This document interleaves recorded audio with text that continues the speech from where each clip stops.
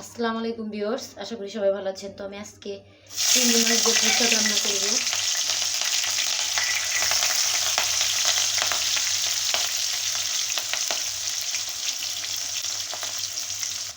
তো সব কিছু আমি পরিমাণ মতো দিয়ে দিব। বিসমিল্লাহ।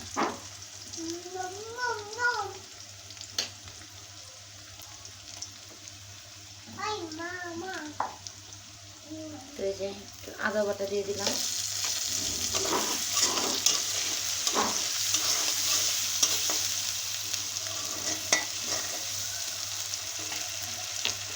তো সাথে আমি চিংড়ি মাছগুলো দিয়ে দেবো।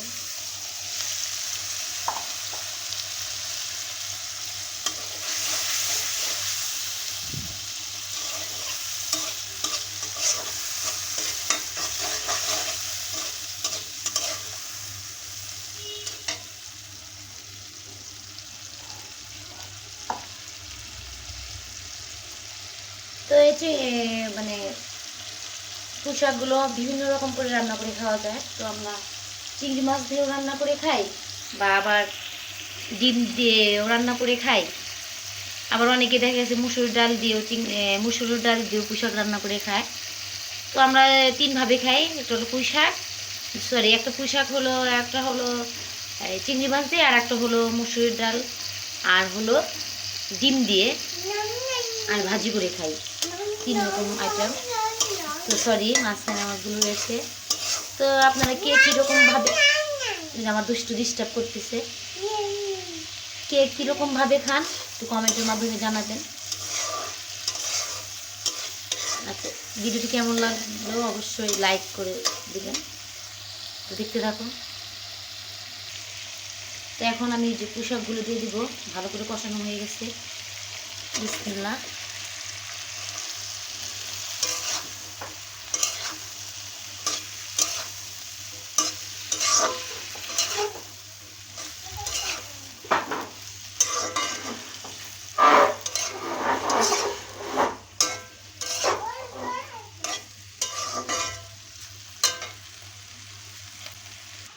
সবগুলো এখন আমি দিয়ে রেখেছিলাম অনেকগুলো।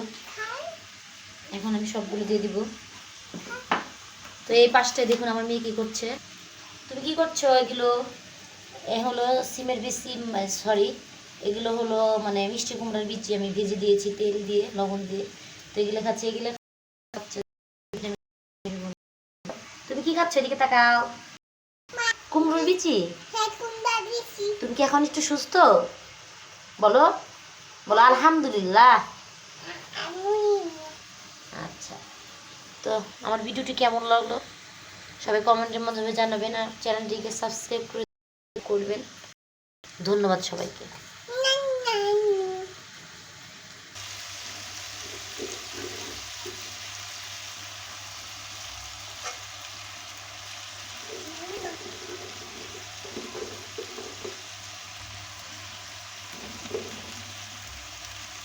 তো এখন আমি এটাকে নাড়াচাড়া করব।